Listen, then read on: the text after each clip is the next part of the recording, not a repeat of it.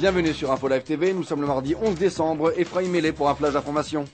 En dépit des objections de la famille du pilote israélien Ron Arad, porté disparu depuis le 16 octobre 1986, l'Allemagne a libéré aujourd'hui 2 prisonniers, un Iranien et un Libanais, responsables du meurtre de 4 opposants iraniens dans un restaurant de Berlin en 1992. Les 2 hommes, Kazem Darabi et Abbas Raël, étaient cependant considérés par Israël comme une possible monnaie d'échange contre des informations relatives au sort de Ron Arad.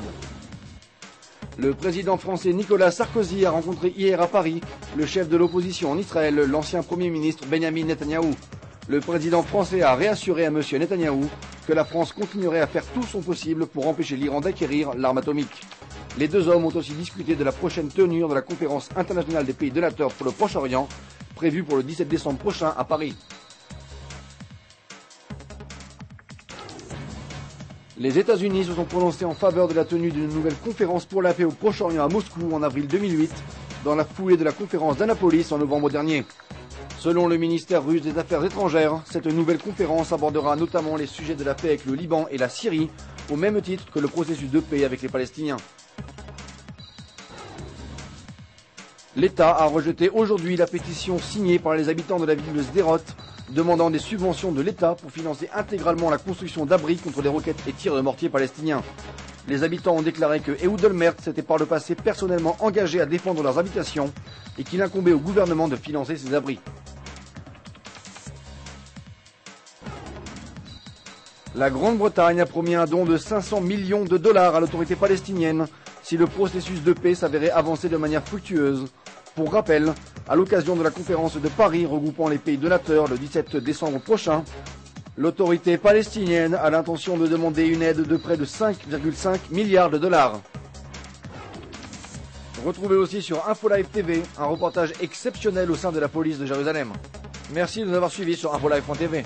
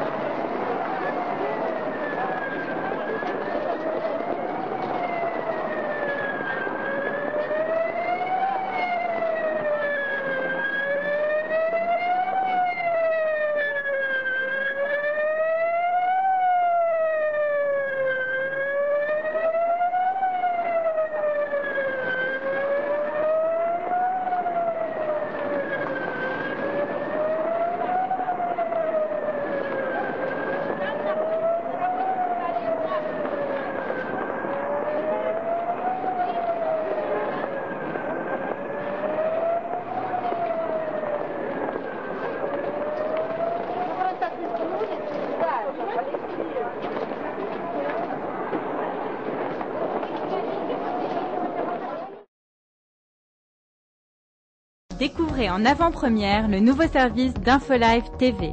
Recevez gratuitement chaque jour, en vidéo, les informations d'Israël et du Proche-Orient sur votre mobile. Pour vous abonner, entrez sur notre site www.infolive.tv et cliquez sur la bannière Service téléphone mobile. Aujourd'hui, le monde entier parle d'Israël.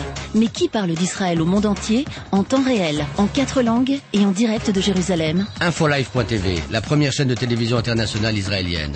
24 heures sur 24, 7 jours sur 7, suivez de l'intérieur l'actualité d'Israël et du Moyen-Orient.